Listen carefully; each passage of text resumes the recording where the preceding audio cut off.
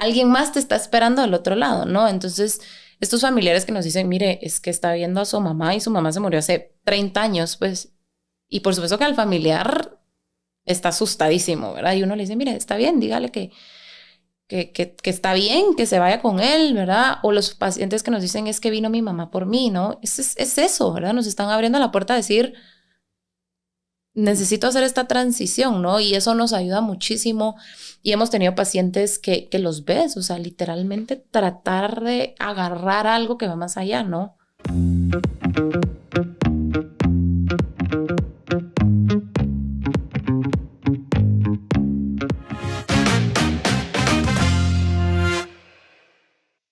Hola, hola, bienvenidos a Alma Artesana. Mi nombre es Pablo Perdomo y el día de hoy me encuentro con la psicóloga Alexandra Aceituno Ríos, la directora ejecutiva de la Fundación Amar Ayudando.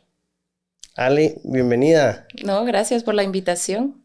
Qué bueno que se logró después de que hubieron bloqueos y tráfico y... Y la realidad de nuestro país, ¿verdad? O sea, complicado, pero aquí estamos. Complicado. Y no, la verdad que la vez que ibas a venir...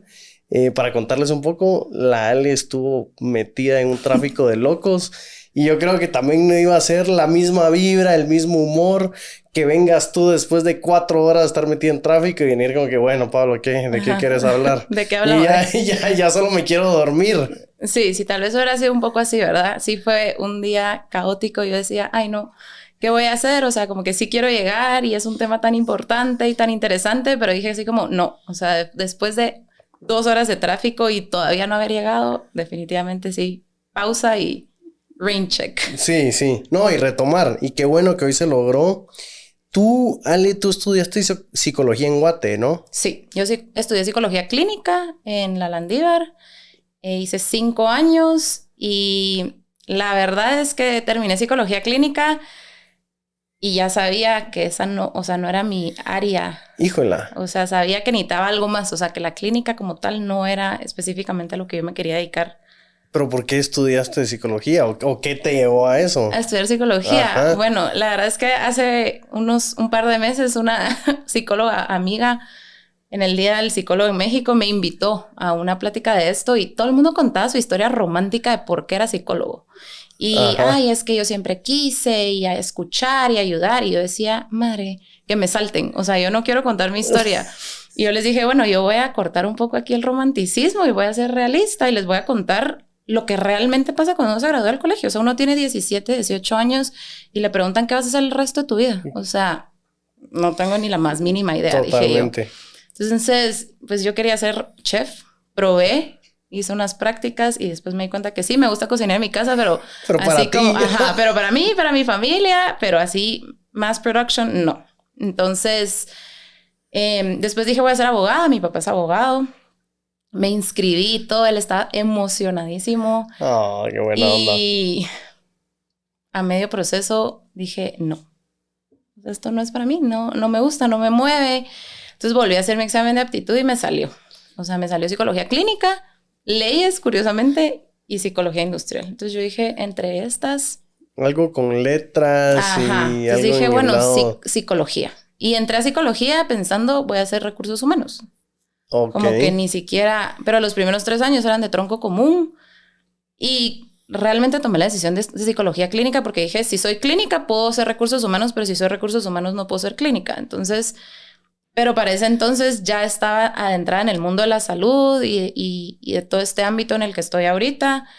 Entonces estudié psicología clínica y terminé. Realmente mi último año, mi año de prácticas fue caótico. O sea, me pasó de todo. Tuve una catedrática que me dijo, mira, quédate. O sea, como que no te gradúes ahorita, como que dale tiempo, no pasa nada. Yo le decía, ¿cómo pensar? No. O sea, yo ya llevo 5 años, ya me quedan 6 meses, termino.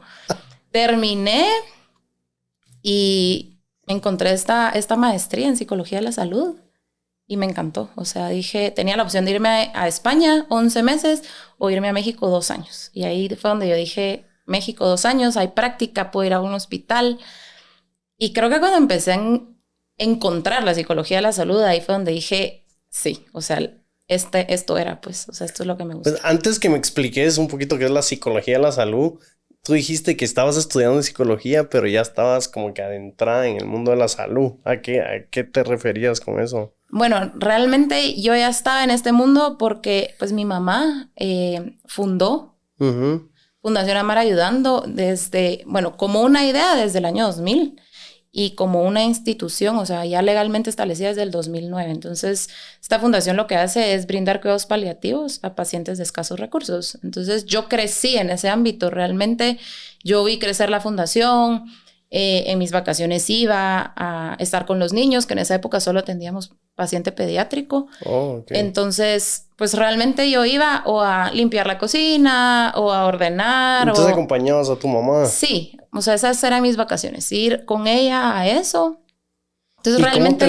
cómo te lo transmitía tu mamá? Como que venite al trabajo conmigo o venía a jugar con estos niños o... Sí, como que acompañarla, o sea, era parte de, antes de que tuviera la fundación, ella era voluntaria en un hospital en Guatemala.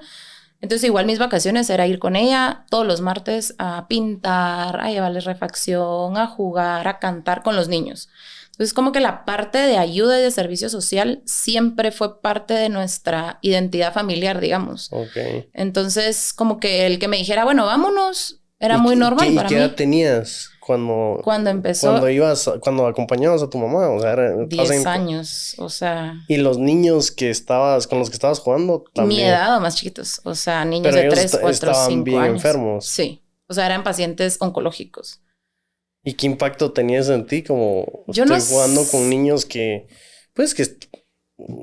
están mal de salud y que tal vez una semana mirabas a unos y la otra semana ya no.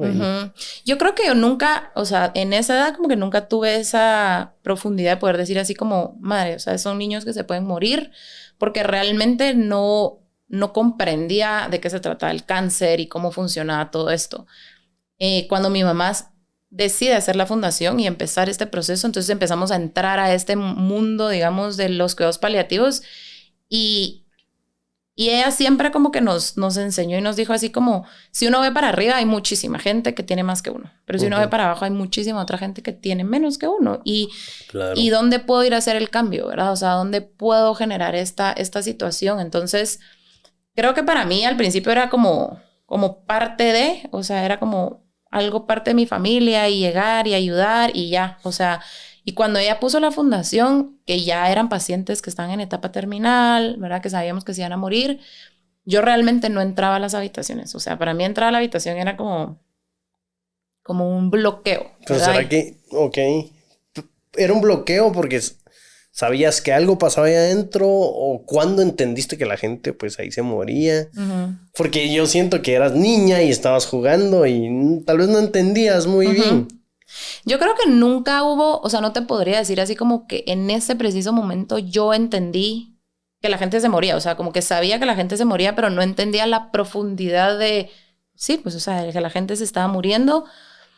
Y te voy a decir que lo que dicen de que siempre te vas a acordar del primer paciente que se muere, o sea, primer paciente tuyo que se muere es real. O sea, yo te puedo decir dónde estaba, cómo estaba la habitación, qué habitación era. O sea, yo todavía me acuerdo de ese paciente. Ese fue el primer paciente con el que yo estuve en el proceso final de vida, ya siendo psicóloga, por supuesto. Y a partir de ahí, o sea, obviamente hay pacientes que te marcan más, pero creo que empieza a hacer clic más cuando, pues sí, cuando voy creciendo, cuando empiezo a entrar al mundo de la psicología, empiezo a investigar. En mi casa, pues la verdad que nos gusta mucho leer, entonces también el hecho de como que empezar a leer de ese tema y empezar a ver, creo que donde más me chocaba era cuando la gente no era normal hablar con la gente de esto, ¿verdad? Así como, ¿y qué es lo que hace tu mamá? Ah, pues es que mi mamá acompaña el proceso final de vida o de morir de las personas. Y la gente así como, ok, qué bonito, ¿verdad? Y mis amigas, obviamente, que tenían mi misma edad, o sea, por ejemplo, cuando yo entré a la U, 17, 18 años, como que han de haber dicho, esta se les zafó un tornillo, pues, o sea, ¿en qué momento se le ocurrió que se quiera dedicar a esta parte, pues? Y ese primer duelo con ese primer cliente, con ese paciente, no cliente, no te hizo hacerte para atrás, como que, bueno, Yo te iba a preguntar si tuviste un duelo antes. O sea, Ajá, como no una familiar, experiencia. ajá, pero con uno de los niños o cuando tenías 15 años ibas con un niño o una niña y viste que la otra semana ya no estaba. No, nunca tuve ese momento. Y creo que es una de las preguntas más comunes, como que el hecho de decir, ¿por qué? O sea, ¿de dónde nace esto? O qué pasa en ti, o cómo puedes lidiar con la muerte todos los días, ¿no? O sea, pero creo que ese primer paciente que falleció sí me marcó. Y una de las cosas que yo siempre le digo a las personas es, al final del día, estos pacientes que llegan con nosotros, o sea, a eso llegan, a morir. La diferencia es cómo ese paciente va a morir. Y usualmente pensamos que morir es sinónimo de sufrimiento. Y yo te puedo decir, en todos estos años que llevo haciendo esto, que no es cierto. O sea, que una persona se puede ir tranquila. Y ese es el punto por el cual muchas de las personas tienen miedo a la muerte. O sea, si uno le pregunta a alguien así, una pregunta así X, y le decís como, mira, ¿cómo quisieras morir? ¿Cuál es la respuesta más común para ti? ¿Cuál creerías? En tus sueños, o sea, dormido. Dormido. Ajá. Y ese es el punto, porque nosotros pensamos que estamos dormidos, entonces evitamos el sufrimiento y que es muy probable, ¿no? O sea, no es que uno se quede dormido y ahí se muere, sino que muy probablemente te da un infarto y te despertás y te da un infarto y falleces, ¿verdad? Sí. Pero esa es la idea, como que como seres humanos lo que nos da miedo es el sufrimiento, porque nos han dicho muchas veces que morir es sinónimo de sufrimiento, ¿verdad? Está en agonía.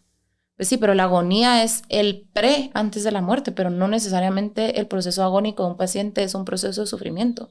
Y ahí es donde entran los cuidados paliativos y lo que nosotros hacemos. Entonces, cuando puedes ver la diferencia entre un paciente que muere con sufrimiento y un paciente que muere controlado, ahí es donde tú decís, se hizo lo que se tenía que hacer. O sea, cumplimos nuestra misión como institución y le dimos a este paciente calidad de vida hasta el último día de su vida.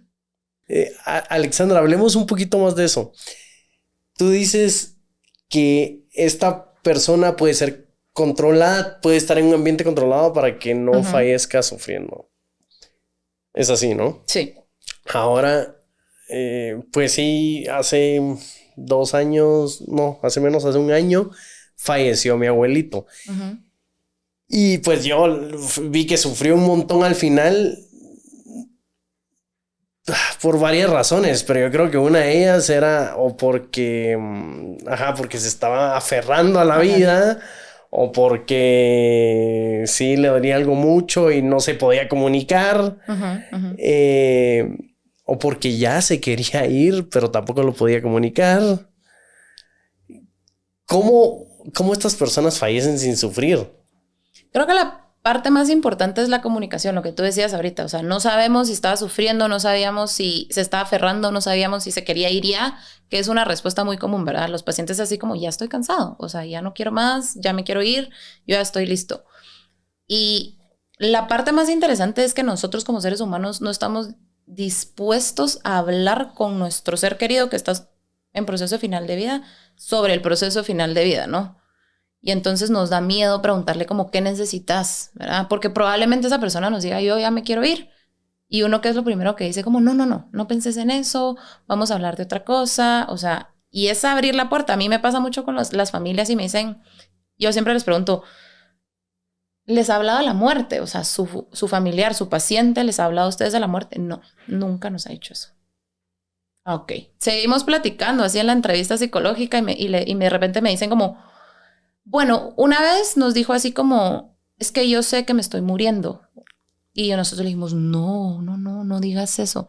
Y yo así como, pero nunca les ha hablado de la muerte. No. Yo, ok, está bien.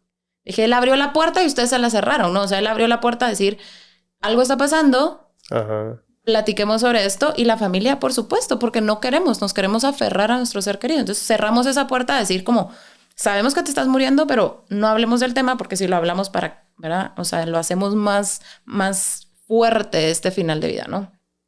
¿Y qué pasa con los pacientes? Primero, conocer sus necesidades. O sea, cada paciente es diferente. O sea, cada tratamiento es personalizado. Yo tenía una doctora en la fundación que siempre les decía a los pacientes, esto es como hacer un traje un traje a la medida, pues. O sea, es como ir al sastre y que te dan tu traje a tu medida.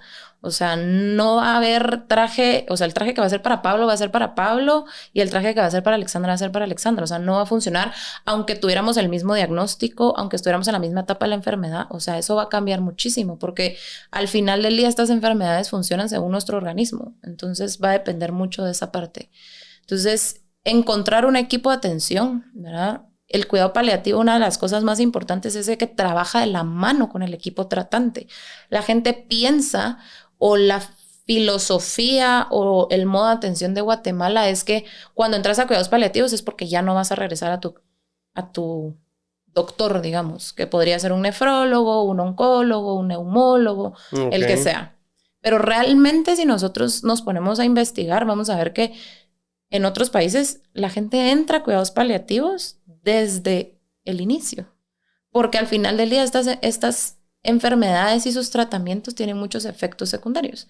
Entonces el equipo de cuidados paliativos en ese momento al inicio de la enfermedad lo que está haciendo es controlar los síntomas, que si tiene dolor, que si tiene falta de aire, que si hay náuseas.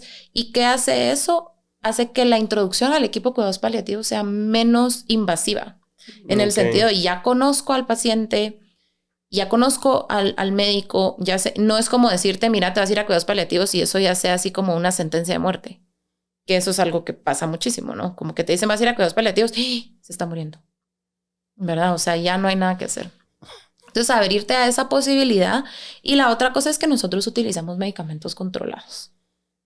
Y entonces, ¿qué significa medicamentos controlados? Morfina, fentanilo, y a la gente uno le dice eso y la gente se asusta. Y yo les digo a los pacientes, el tratamiento analgésico es una línea continua. Yo utilizo mucho un estambre de lana y les digo, ok, la analgesia debería ser así, continua, ¿no? O sea, pero si vengo yo y digo, ahorita me siento bien y no me voy a tomar el medicamento para el dolor, que me lo dejaron 3 veces al día, entonces corto esa lana. Y en ese espacio que yo dejé sin analgesia, le doy la oportunidad al dolor, por ejemplo, que es el síntoma principal que nosotros tratamos, a que tenga un pico mucho más alto. Claro. Y entonces el control es distinto.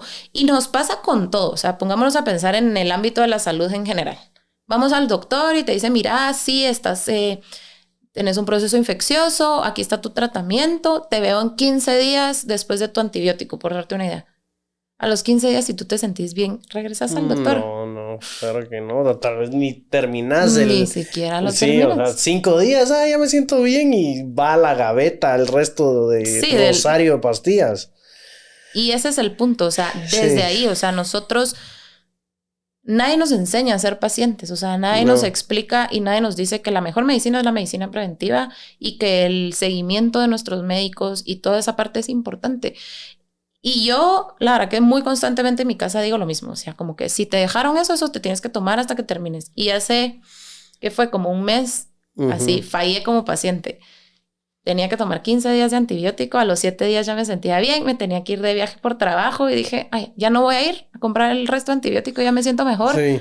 Regresé fatal. O sea, entonces dije, eso que yo le digo a mis pacientes todo el tiempo, yo no lo cumplí. Y lo entendí como de una mejor manera, como que decir, ok, tiene lógica lo que le estamos diciendo al paciente. Entonces, enseñarle al paciente a conocer primero sus síntomas, a saber para qué funciona cada uno de sus medicamentos y poderle ayudar en ese proceso. Entonces, le comunicamos y le abrimos la puerta a decirle, ok, ¿qué necesitas en este proceso? Nosotros utilizamos mucho la frase, ¿cómo te puedo ayudar? Ok, vamos a hacer el ejemplo que puedo tocar madera, pero que tengo una enfermedad terminal, yo sé que me estoy muriendo, ya me quiero morir porque estoy cansado, estoy exhausto, ya me cansé de los efectos secundarios de la medicina, pero mi familia no quiere que me vaya, pero yo ya me quiero ir, no, yo quiero que me ayuden a fallecer. Entonces yo me puedo acercar con la fundación y decirles como que me pueden ayudar en este proceso final. Pues claro, tiene que haber unos requisitos y todo lo demás. No es así de fácil, yo sé. Pero sí me pueden ayudar de esta manera. Sí, aunque mi familia no quiera, por ejemplo. Por supuesto, si sos una persona adulta, la decisión y estás en todas tus capacidades cognitivas, la decisión es tuya. Y para qué ayudamos nosotros también es para que la familia entienda por qué el paciente está en esta situación. Nosotros hemos tenido muchos pacientes que llegan desesperados y dicen como, mire, yo ya renuncié al tratamiento porque ya no aguanto. O sea, yo ya no quiero tratamiento y quiero morir en paz, ¿verdad? O sea, estoy tan agobiado por el tratamiento que prefiero morirme a seguir recibiendo el tratamiento. Y llega con nosotros, se hace el control de síntomas y se dan cuenta que al controlar el síntoma tal vez pueden seguir con su tratamiento. Y esa es la parte que es importante. O sea, muchas veces las personas toman la decisión precipitada de dejar un tratamiento porque no logran estabilizar los síntomas que este tratamiento genera. Yeah. Entonces, si nosotros realmente empezamos a concientizar sobre los cuidados paliativos y la importancia de controlar los síntomas del paciente, no solo en final de vida, sino que realmente en todo el proceso de su enfermedad, vamos a ver eso. O sea, vamos a ver que los pacientes se van a pegar mejor al tratamiento, ¿verdad? Y van a tener esta situación en donde no dicen como, ya no quiero nada. Sí. ¿Qué pasa si el paciente ya está en proceso final de vida? El médico le dice, mire, el tratamiento que le estamos dando no está funcionando, ya váyase a su casa, ¿verdad? Tenga este proceso final y la familia no quiere. Es muy común, ¿verdad? Muchas de las decisiones que nuestros pacientes toman es porque su familia no está dispuesta todavía a dar ese paso. Y muchas veces la familia, la idea que le transmite al paciente es que te estás rindiendo. Es que estás tirando la toalla, ¿no? Decimos así como ya no querés, ya no te importa, pero es que no le importe. Uh-huh. Es que nadie va a entender el proceso que está viviendo el paciente más que el paciente. Claro. O sea, nosotros lo vemos por fuera y a veces tratamos de cerrar los ojos ante esta realidad y decimos como, o sea, sí lo veo mal porque lo vemos. O sea, el deterioro físico de un paciente es evidente. O sea, por más que nosotros lo queramos negar, los pacientes bajan de peso, ¿verdad? El pelo, que es algo muy común, por ejemplo, en la parte oncológica. Ya no quieren comer, se la pasan vomitando, ya no duermen bien. Entonces, eso ya no es calidad de vida para el paciente. Por supuesto, no. Y entonces viene este proceso. En nuestro país no es legal, digamos, la eutanasia. Eso es algo que sí pasa en otros países, ¿no? Y esa parte es importante. O sea, el cuidado paliativo y la eutanasia son cosas totalmente distintas, ¿no? El cuidado paliativo acompaña el proceso de morir y la eutanasia es acelerar el proceso, ¿no? Es realmente a través de un comité de bioética, ¿verdad? Tomar la decisión de finalizar la vida porque hay demasiado sufrimiento para este paciente. Ah, ok. Entonces yo regreso con ustedes y te digo que pues estoy cansado, quiero dejar mi tratamiento, quiero fallecer. Tú me ayudas a que el último trecho de mi vida no sufra tanto. Exacto. Pero no es como que me vas a acostar y me vas a inyectar algo y me voy a morir dormido. No. Y esa es la diferencia. O sea, el cuidado paliativo no acelera el proceso. O sea, solo acompaña. O sea, realmente nosotros vamos al lado de la enfermedad. ¿Cómo la enfermedad avanza? Eso es cuestión de la enfermedad, ¿verdad? ¿Y qué pasa con el apoyo de las personas que cuidan a la persona enferma, digamos? Bueno, tú trabajas en eso, pero también los familiares. Muchas veces hasta los familiares se mueren antes que la persona que está enferma, ¿no? Sí, eso sí es cierto. Y eso es algo que nosotros trabajamos como institución. Nosotros no solo trabajamos con el paciente, sino trabajamos con su red de apoyo, ¿no? Con lo que nosotros le llamamos cuidador primario informal, que es esta persona que se dedica totalmente al paciente crónico, que va con él a las consultas, que se encarga de sus medicamentos, esta persona que está todo el tiempo ahí. Y muchas veces... Incluso cuando nosotros estábamos con el hospice, que así le llamamos a este hogar donde se recibe a las personas para fallecer, teníamos ingresos, ¿verdad? Por burnout de un cuidador primario. ¿Qué significa eso? Es tráigalo, usted se queda con él porque parte de nuestros requisitos era que siempre tenía que haber un familiar y solo el simple hecho de saber que hay alguien más que está pensando en tu paciente, que se está encargando de los medicamentos, la gente dormía. Claro. Y teníamos estos cuidadores que al día siguiente amanecían así como, ay, me dormí, perdón. O sea, nosotros como, ese es el punto, ese es el objetivo también, ¿no? Y decimos, es que si el cuidador no se cuida, no come, no duerme bien, no vamos a tener un paciente, vamos a tener 2 pacientes. Claro. Y cuando tenemos este ideal maravilloso, donde tenemos estas familias que se apoyan y que se rotan y que hoy te toca a ti, mañana a mí, eso es perfecto, eso es un mundo ideal y es así como lo que todos queremos y soñamos, pero no es la realidad. Sí, no funciona y así. Tampoco se puede, porque ponete a pensar que al final del día ¿qué pasa con la parte económica y financiera? O sea, no nos podemos dar el lujo tampoco de decir así como que, bueno, no trabajamos 2 o 3 en la casa. O sea, no es factible, mucho menos con un paciente con una enfermedad crónica. Entonces, realmente también esto tiene como esa importancia. O sea, es estabilizar al paciente de manera física, emocional y espiritual. Y también a la familia, ¿no? Y ayudarle a la familia a entender el proceso que está viviendo el paciente. Porque yo he tenido pacientes que me llaman y me dicen, familiares, digamos, y me dicen, mire, le voy a dar a mi paciente, pero le voy a pedir una sola cosa. Y yo, sí, dígame. No le diga que tiene cáncer, porque no sabe que tiene cáncer. 2 años de tratamiento. A la gran que... Y yo, eso nosotros le llamamos conspiración del silencio. Yo sé qué está pasando, el paciente sabe qué está pasando, pero nadie dice nada, ¿no? Y yo sí les digo, mire, nosotros no podemos trabajar con conspiración del silencio. Es muy difícil para nosotros, ¿verdad? O sea, andar así como viendo qué sí decís o qué no decís. Sí, claro. Pero no le diga yo, bueno, mire, ¿sabe qué? Hagamos algo. Yo voy a hacer la primera entrevista con el paciente y vemos qué sabe, ¿no? Y el paciente así como, es que yo tengo cáncer. Y yo así como... sí, como que esta cosa... ¿Me lo puede repetir, porfa? Lo voy a grabar y se lo voy a enseñar a su familiar, ¿no? Pero es que al final del día la gente piensa que su familiar no está viendo, que está viendo con un oncólogo. Y hoy en día que tenemos los celulares, es tan fácil como meterte a buscar en internet. Pues. Sí, sí. O voy al Instituto Nacional de Cancerología. O sea, probablemente no es porque te van a sacar una muela, pues, o sea, sabes lo que estás viviendo. Sí. Y al final es una negación más de la familia que del paciente como tal. Entonces, cuando yo tengo esa reunión con el paciente me dice, yo tengo cáncer. Yo salgo y le digo a la familia, mire, adivine qué, su paciente sabe que tiene cáncer, su paciente sabe lo que está viviendo.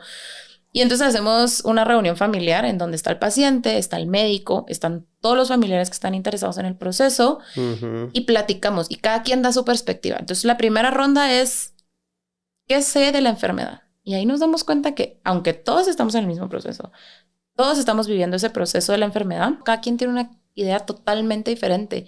Y al hacer esta interacción donde va cada uno contando lo que está pasando, los demás se dan cuenta de que todos tienen una idea totalmente diferente, que todos están en un proceso diferente, que algunos que están en negación, ¿no? Que el paciente tiene una idea completamente distinta a lo que ellos consideraban. Y entonces al final de esa ronda, digamos, de interacción, habla el doctor, ¿no? Y entonces esclarece y dice, esto es real y esto no es real. Y después de eso es qué esperamos, ¿no? O sea, qué es lo que más nos está costando este proceso. Entonces cada quien cuenta su idea de qué es lo más difícil que está viviendo o qué es lo que más le cuesta. Porque luego tenemos familias que dicen así como, mire, es que la hija ni siquiera se involucra, o sea, ni le importa. Sí. Pero tal vez ella está, su idea es o en negación o se está haciendo la fuerte, porque ellos también piensan como, alguien tiene que ser el fuerte en este proceso, ¿no? Como que todo se está derrumbando, alguien tiene que sostener lo que está sucediendo. Entonces, realmente abrirse a esta parte ayuda muchísimo a las familias a entender lo que está pasando. Yo tuve el caso de un paciente, él era el hijo, pero él se hacía cargo de todo. O sea, financieramente, de la hermana, de la mamá, del sobrino, todo. Entonces, su mayor preocupación en final de vida era quién se va a hacer cargo de los pagos, quién se va a hacer cargo de lo que está pasando, ¿no? Entonces le dije, ok, hagamos una lista de cosas de qué es lo que tenemos que hacer. Y llamamos a la hermana, que era la que se iba a hacer cargo, y él explicó como, mira, estos son los ingresos al banco, estos son los días que se paga la luz, el teléfono, no sé qué. Le explicó todo. Lloraron, platicaron, se rieron. Él regresa a su habitación y al día siguiente yo llego y la enfermera me dice, mire, licenciada, es que no habla.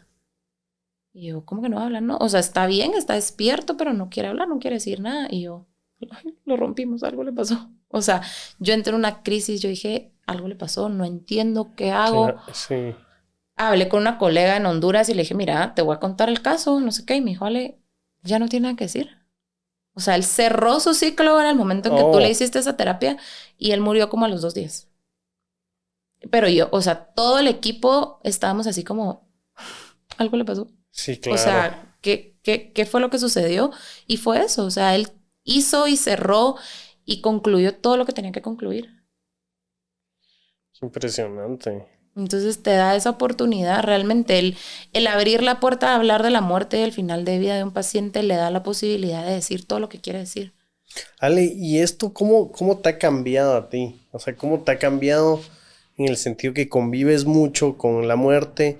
Tal vez ahora disfrutas más cosas que antes no disfrutabas porque sabes que todo esto es pasajero y temporal, o eres así súper carpe diem que quieres que cada día sea el mejor porque puede ser el último, o no, o has crecido más, tal vez maduraste más rápido por tener este tipo de experiencias y dices como que ay, las personas o mis amigas o mis familiares estresándose por esta cosa tan chiquita, cuando en realidad hay otras cosas en juego. No es que sus temas o sus asuntos no valgan la pena y no importan, pero hay cosas más importantes, como que algo te ha de haber cambiado, para bien o para mal, no sé. Sí, yo creo que es una de las preguntas que más me hacen, así como que qué es lo que te deja, ¿verdad? Y yo realmente creo que lo que me deja, aparte del proceso de entender que la muerte es algo natural, ¿verdad? Que morir es normal,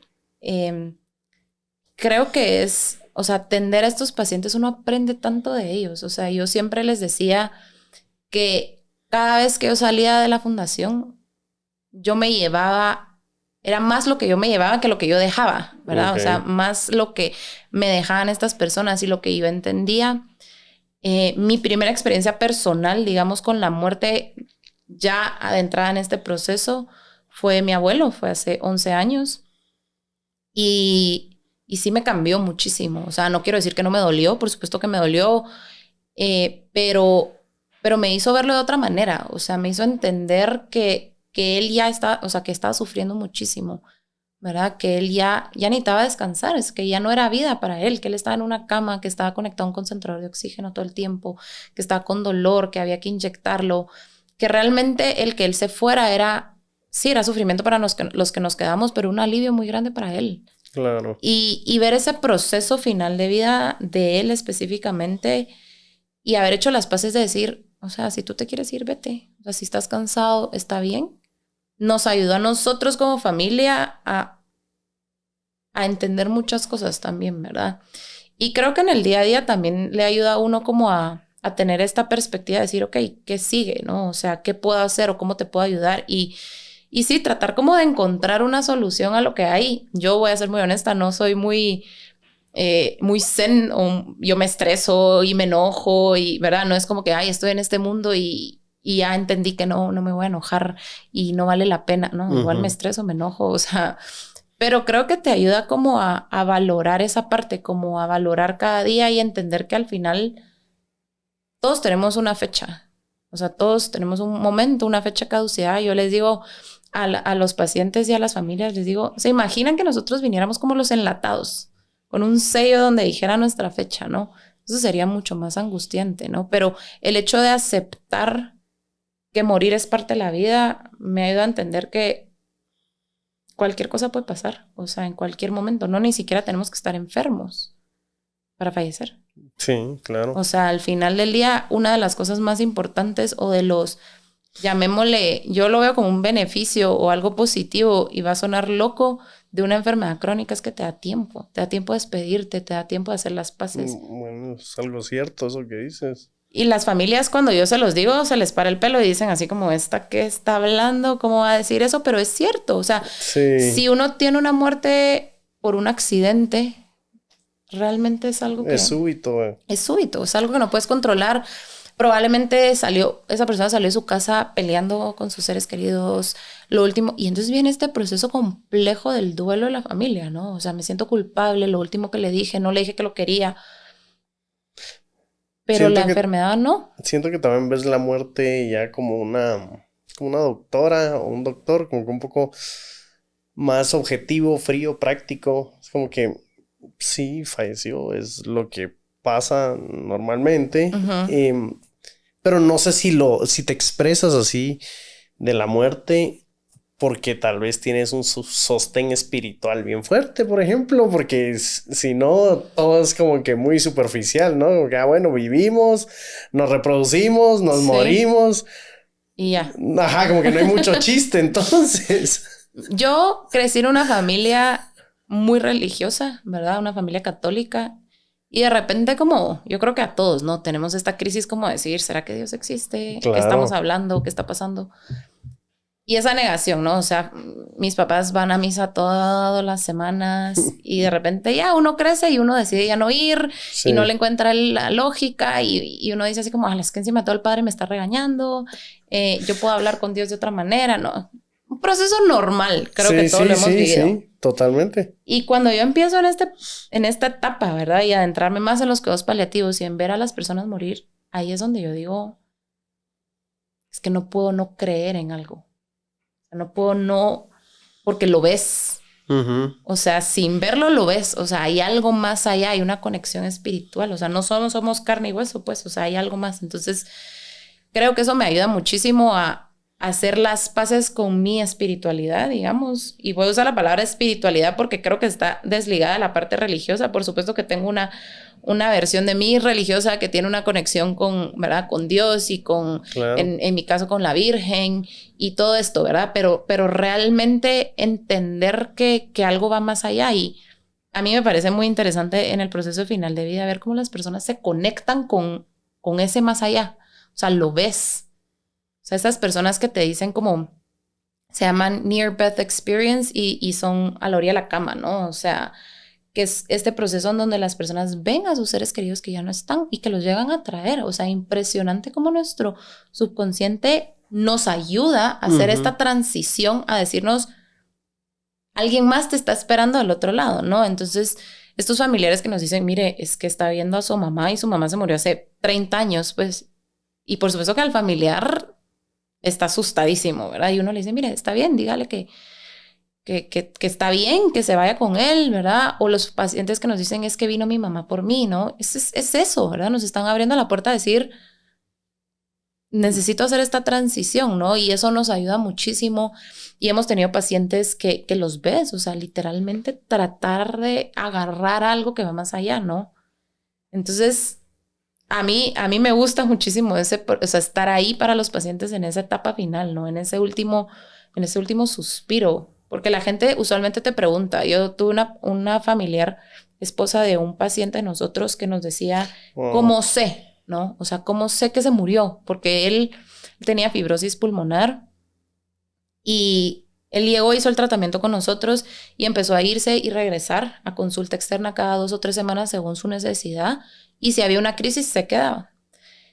Eso fue en la época de la pandemia y nosotros no atendíamos pacientes que tuvieran COVID porque era un riesgo muy grande. O sea, si contagiaba a otro paciente iba a acelerar un proceso que no queríamos acelerar.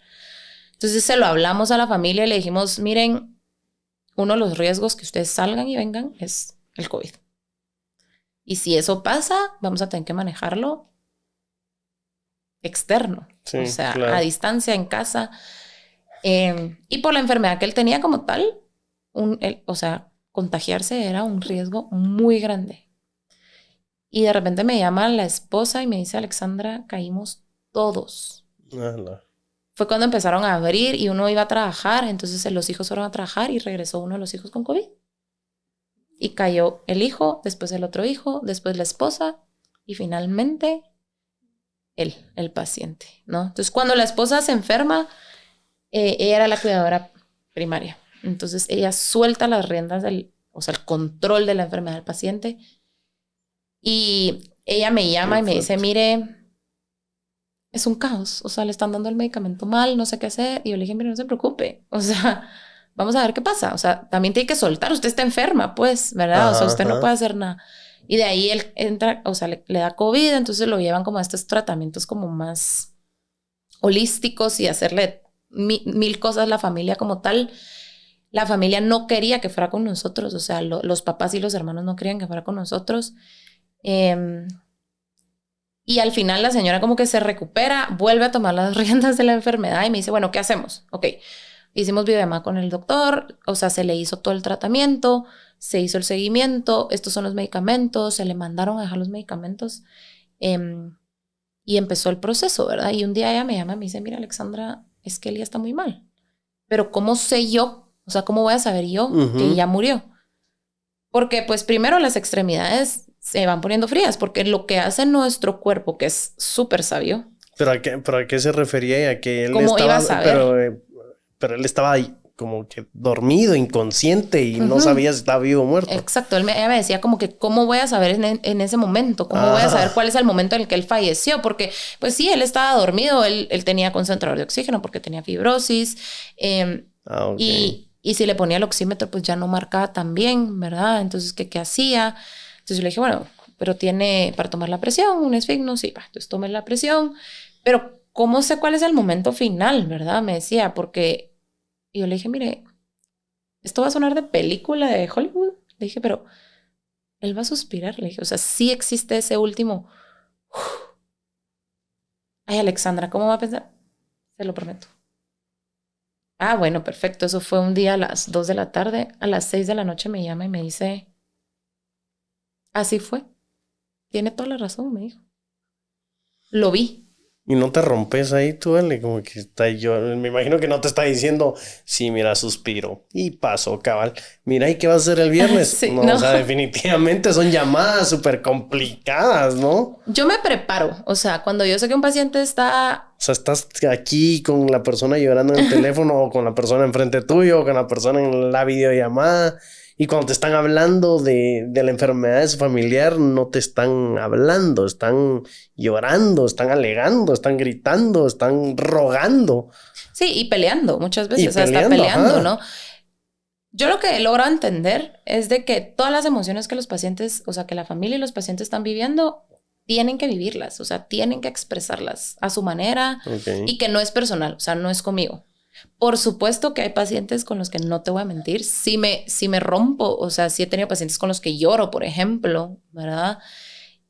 Y es normal. Y las enfermeras con las que trabajamos nosotros nos decían así como, ¿pero qué hago? Y yo, pero es que usted es humano, pues, o sea, yo no estoy contratando un robot y no le voy a decir, mire, haga un gran llanto ahí, siéntese y rómpase y abrace al paciente. No, pero si usted le escurren unas lágrimas, está bien, pues, Claro. o sea, y dígale, mire, voy a retirarme un momento, con permiso, y usted sale y ya vaya a la estación de enfermería y llore lo que quiera y ya regresa, ¿verdad? O sea, se recupera y regresa. Y sí, he tenido momentos en los que sí me quiebro y sigo así como... Y son pacientes con los que tal vez he tenido un vínculo más cercano, ¿verdad? Más largo podría ser. O más largo. Y porque también hacemos clic con ciertos pacientes y con otros pacientes no. Yo tenía una paciente que tenía síndrome de Down y era comiquísimo porque yo entraba a la habitación y yo no sé qué tenía ella con mi voz y yo empezaba a hablar y la niña gritaba. ¿De qué? ¿De dolor o de risa? No, solo gritaba. O sea, no quería que yo estuviera en la habitación y yo, ok, voy a volver a probar en uno. O sea, como que mañana vuelvo a probar. Y volvía yo a entrar y empezaba yo a hablar y era un escándalo hasta que le dije al doctor, mire, creo que ayudo más sin entrar que entrando. Sí, claro. O sea, no estamos logrando nada, ¿verdad? Ya en el proceso final, cuando ya empezó, o sea, como que esta etapa final, ya logré hacer este vínculo, pero es como que complejo, ¿verdad? ¿Cómo hace uno como ser humano también a decir, ayudo más sin estar? O sea, sí, sin estorbar. Sin estorbar. Y eso pasa también con los familiares, ¿no? Este familiar que constantemente quiere estar ahí y que lo único que genera es estrés, dolor, sufrimiento en el paciente, decirle como, mire... Mejor no venga hoy. Mejor no venga a verlo. Y he tenido pacientes que me dicen, mire, yo no quiero que venga. Y hoy, entonces hemos utilizado la técnica de, mire, por orden médica no hay visitas. Sí, claro. Ale, y una fundación, cambiando un poco, yéndonos más a la industria o al espacio donde existen estos hospicios, ¿son? Hospice, ajá. Hospice. Hay varios, hay pocos, o sea, una fundación no vive solo de buena fe, ¿no? Tanto patrocinios o hacen bootstrapping los fundadores. ¿Cómo sobreviven estas fundaciones y si son comunes? No sé. Nosotros cuando empezamos, mi mamá es una persona muy creyente, entonces si tú le preguntas a ella dice que la fundación se mantiene porque es la misión, esa es su misión de vida y que Dios ahí la puso, pues. Y que, ok, qué bonito. Entonces, ella siempre que lo dice me voltea a ver porque sabe que yo la veo con cara como, yo sé como la lógica en esta dupla. Entonces yo así como, ok, vamos a decir, pero sí es, o sea, es de donaciones, es de que las personas puedan entender esta parte. Cuando nosotros abrimos el hospice, fue el primer hospice desde México hasta Panamá. Y aparte era un hospice gratuito, ¿no? O sea, nosotros no le cobrábamos nada ni a la institución que refería, ni al médico, y tampoco al paciente. Si el paciente quería dar un aporte, ¿verdad? Teníamos pacientes que nos decían, mira, aquí hay 200 quetzales. O teníamos pacientes que venían así de sus pueblos, así con verduras, con frutas, pero era lo que ellos podían aportar, o que sus iglesias les habían hecho como una recaudación. Entonces llevaban arroz, frijol, pasta, o sea, cosas que se podían utilizar al final del día, ¿no? Entonces, cuando nosotros empezamos, sí fue, o sea, picar piedra muchísimo, ¿verdad? O sea, estar ahí. Hoy en día, pues mi mamá recibe llamadas de diferentes países que quieren apoyo para ver cómo hacer un hospice, y eso es algo lo que ella se está dedicando mucho ahora, ¿verdad? Ella asesora a estas personas y le cuenta, ¿verdad? Porque realmente es como dirigir una institución como estas, es complejo, ¿no? Y tenemos donantes. Usualmente uno cuando es donante, pues está patrocinando a una persona, a un paciente, pero yo he tenido pacientes, por ejemplo, que duran 24 horas. Entonces imagínate que tú me decís, ay, Ale, yo te quiero ayudar. Ok, mira, entonces tú vas a padrinar a Pedrito. Y te llamo a las 24 horas y te digo, mira, Pablo, fíjate que Pedrito se murió. A ti se te para el pelo y no quieres volver a donarme nunca más, ¿verdad? O sea, así es como... Entonces después era la idea como de, ok, una habitación, porque en una habitación, por ejemplo, yo podía atender a 4 pacientes renales en un mes, porque un paciente renal después de su última diálisis, que ya no, o sea, después ya no le van a dar más, su promedio de vida son 8 días. Entonces había como mucho movimiento en una sola habitación. Y en la pandemia lo que aprendimos es que mucha gente, pues sí, todos queremos morir en nuestra casa, pero no tenemos los recursos, no podemos hacer. Entonces, este año lo que hicimos es empezar a hacer atención domiciliar, dependiendo de dónde está ubicado el paciente, y consulta externa, ¿no? Entonces, llegan a la clínica de nuestro médico y hacen todo el proceso. Y tenemos personas que donan desde 100 quetzales, tenemos personas que donan 3,000 quetzales, y que así, o sea, se van abriendo a hacer su donación y lo que ellos quieren. Hemos tenido, por ejemplo, gente que dona desde Estados Unidos, o sea, que atendimos a su paciente hace muchos años. Claro. Y la semana pasada justamente llamaron a mi mamá, un señor, era papá de un paciente que atendió, es uno de los pacientes que yo creo que más la ha marcado, y la sigue llamando. Y le dijo, mire, señor Miriam, ayer nos juntamos todos en la casa y mis hijos preguntaron por usted, y él ya tiene, o sea, él ya tiene nietos. Y, o sea, una situación, o sea, un vínculo muy grande, ¿no? Y entonces la gente sigue regresando. O sea, a pesar de que su paciente murió ahí, sigue regresando. Eso quiere decir que algo, pues, algo se está haciendo bien, ¿verdad? Supuesto, o sea, algo está cambiando la perspectiva. Entonces, no hay muchos hospice en Latinoamérica. Ahora hay un poco más. En El Salvador hay uno que es privado. Costa Rica, que digamos... Si hablamos de Centroamérica, es el país con más boom en cuidados paliativos. Tienen un sistema de salud impresionante. No tienen hospice. En Argentina hay hospice, se mantienen por voluntariado. Hay una, digamos que, cultura de voluntariado muy grande. Entonces, un abogado que llega a lavar sábanas, pues, o a lavar platos. Eso es en Argentina. Eso es en Argentina. Y un hospice... ¿Cómo se ve? ¿Como una clínica? ¿Como un pequeño hospitalito? Porque es una casa. Ok, pero que trabaja adentro como un pequeño hospitalito, ¿no? Sí. Y cuando dices visita domiciliar, ¿qué? ¿Les van a montar un mini hospitalito en el cuarto con una cama y con un suero? Vemos qué necesidades tiene el paciente y qué es lo que le podemos ofrecer, ¿verdad? Okay. Y vemos así como, ok, este paciente sí va a necesitar un concentrador de oxígeno, o tenemos que tener mucho cuidado porque, pues sí, también a veces uno tiene mucha buena fe, pero son equipos que son costosos, ¿verdad? Y ya nos ha pasado, ya por supuesto, hemos perdido cilindros de oxígeno con sus manómetros completos porque la familia no nos vuelve a contactar. Pero es eso, es tratar de adaptarnos a la realidad del paciente, ¿no? Es poder entender qué es lo que tiene el paciente y cómo lo podemos ayudar. Y a veces cuando la gente nos llama, y esa es la parte que a mí, por ejemplo, personalmente me gustaría cambiar. Que la gente no llame ya en la etapa final, o sea, ya cuando le quedan días o horas al paciente, ¿verdad?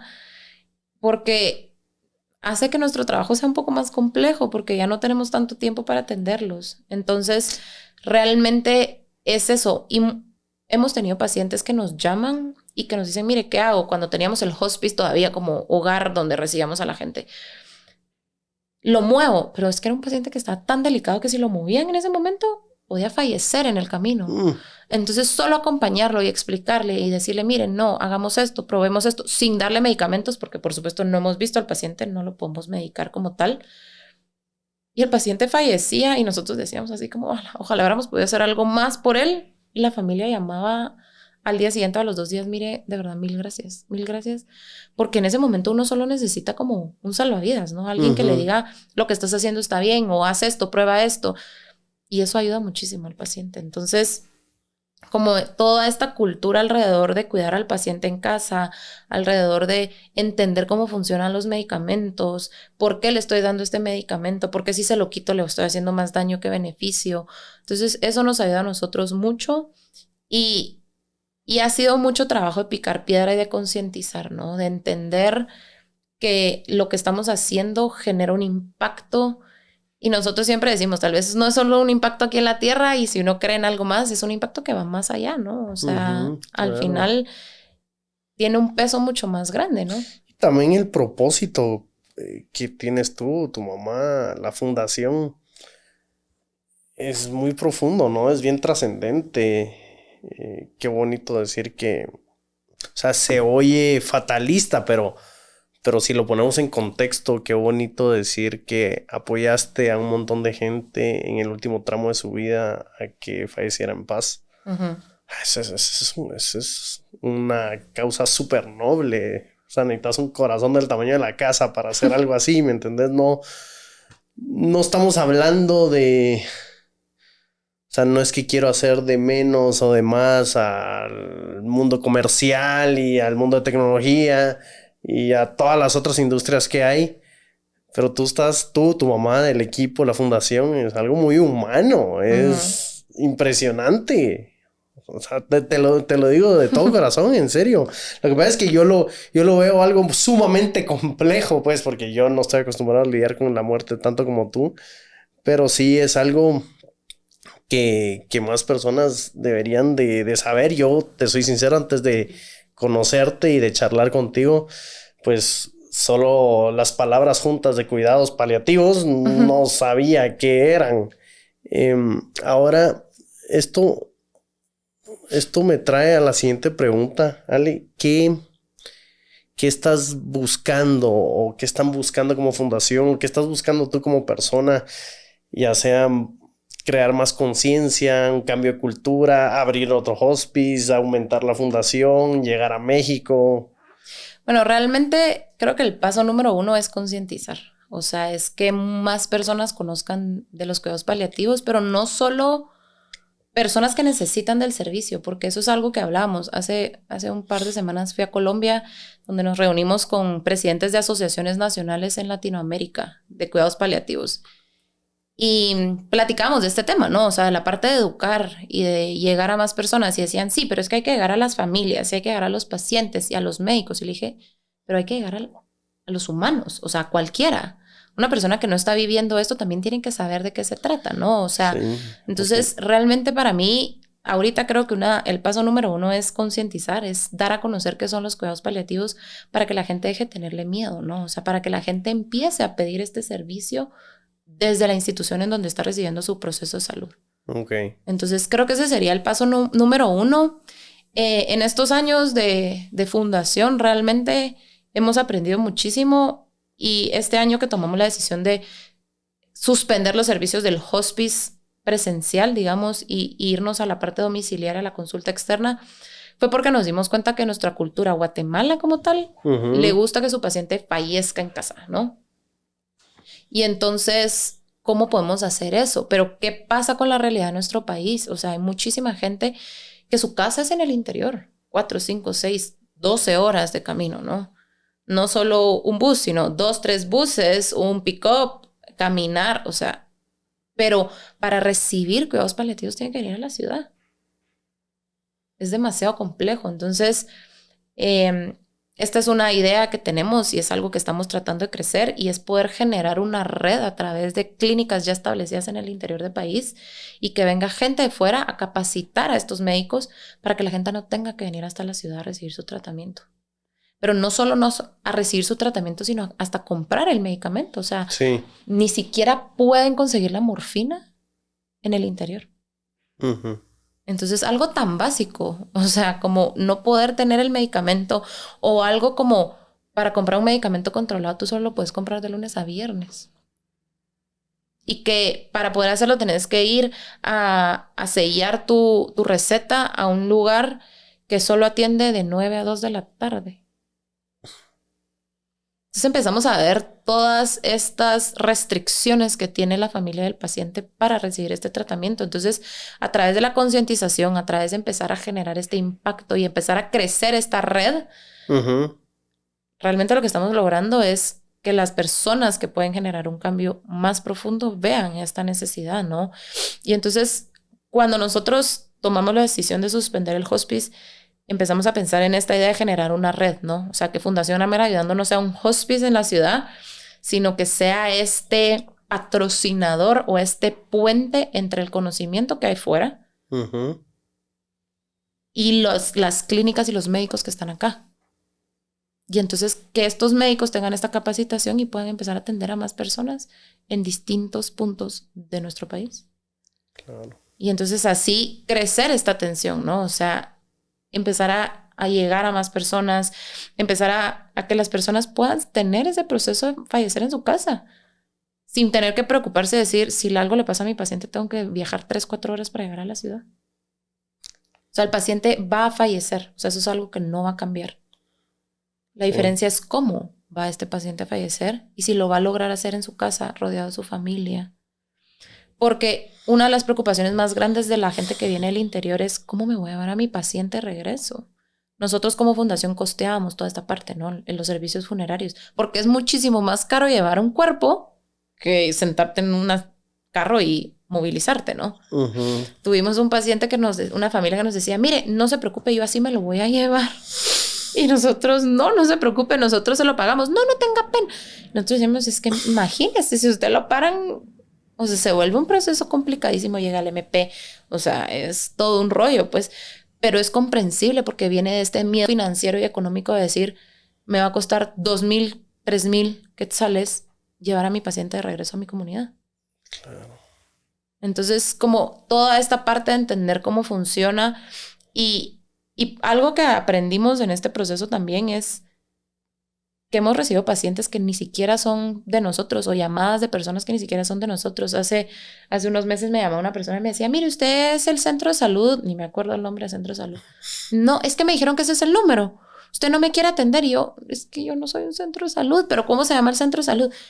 Tal, o sea, con la señora así, el teléfono de la fundación acá, mi celular en la otra, le busqué el número y le dije, mire, yo no soy, pero aquí está el número, llame. O sea, navegar al paciente en el sistema, decirle como, mire, no somos nosotros, pero aquí hay, ¿verdad?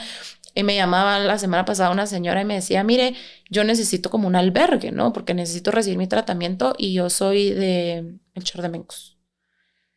¿Qué hago? Le conseguimos el número, o sea, llamamos y le conseguimos el número. O sea, esa ayuda, porque si uno no está en el mundo de la salud, uno no entiende cómo funciona. Uno no sabe qué recibir. Entonces, creo que ese es el punto de la fundación, ¿no? Como humanizar un poquito este proceso de salud, de enfermedad, que las personas no se sientan tan perdidas, que sepan que las decisiones que están tomando las están tomando, ¿verdad? O sea, con la información en las manos y de verdad saber qué están haciendo. Eso es lo que quiere la fundación ahorita. Educar, yo creo que principalmente yo, o sea, yo como persona individual, eso es concientizar, que más personas conozcan esto. Y la otra parte es, ya a mediano plazo, es poder generar esta red de clínicas donde las personas en el interior puedan recibir el tratamiento. ¿Y cómo te contactamos, Ale? ¿O cómo sabemos más acerca de la fundación? Ya sea porque queremos referir a alguien o porque tenemos nosotros un caso dentro de la familia. Sí, o porque queremos ayudar, tal vez. También a través de nuestras redes sociales, en Facebook e Instagram, estamos como Fundación Amar con 2 M's ayudando. Y también nos pueden escribir al WhatsApp de la fundación, ¿verdad? Es 5017-3180. Ahí nos pueden mandar mensaje, nos pueden llamar, lo que necesiten. Nosotros vamos a contestarles y ver qué podemos hacer por ustedes, ¿verdad? O sea, y si no son pacientes para nosotros, pues por lo menos orientarlos y decirles por dónde tomar el camino.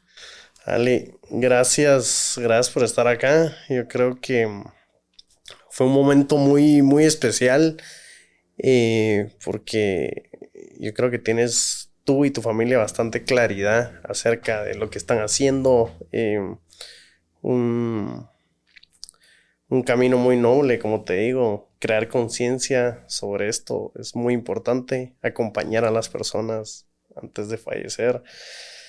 O sea, ni me lo imagino. La primera vez que hablamos, que estábamos tomando un café, y yo era como que, wow, esta chava es una superhéroe porque estás envuelta en esto y te ves súper bien. O sea, no, puede ser que estás afectada en algunos momentos cuando fallece alguien, por supuesto. Pero gracias por hacer lo que haces y gracias a ti y a la fundación. A mí me gustaría participar si te puedo ayudar de una manera a crear más conciencia, porque yo creo que es importante. O sea, yo me sumo a la poca conciencia que tenía, súper ignorante, no sabía ni qué era un paliativo. Sí tuve que hacer hasta el decálogo de los cuidados paliativos, me tuve que sacar para poder entender de fondo. Pero bueno, en resumen, gracias por creer en nosotros y gracias por visitarnos. No, gracias a ti, la verdad, por la oportunidad, por escucharme, por ir ese día en el café y haber dicho así como, "¡Ah! ¿A qué voy? ¿Qué está pasando?" Y creo que estos espacios que estás haciendo, ¿verdad? O sea, el tener este espacio para poder platicar y que las personas puedan oír de qué se trata, ¿verdad? Y como quitarle esa capa negra a este proceso final de vida, ¿no? A morir. Y que se den cuenta que es un proceso tan lleno de vida, ¿no? Porque eso es el cuidado paliativo, es vida, es poder darle vida a esta persona hasta el último día. Entonces, mil gracias por la oportunidad y por este espacio y por supuesto que bienvenido a ser parte de la fundación y de poder apoyar y ser, digamos que, embajador de esta causa tan noble, ¿verdad? Oh, sí, nos subimos al bote. Esto fue Alma Artesana con Alexandra, donde ella nos explicó un poco de lo que son cuidados paliativos, acerca de su fundación y acerca de la importancia que es crear conciencia acerca de este tema. No se pierdan estos episodios, toda la semana tenemos un nuevo episodio, una nueva temática, estamos en todas las redes sociales y estamos en Televisión Nacional. Muchas gracias por acompañarnos y hasta la próxima. Chao.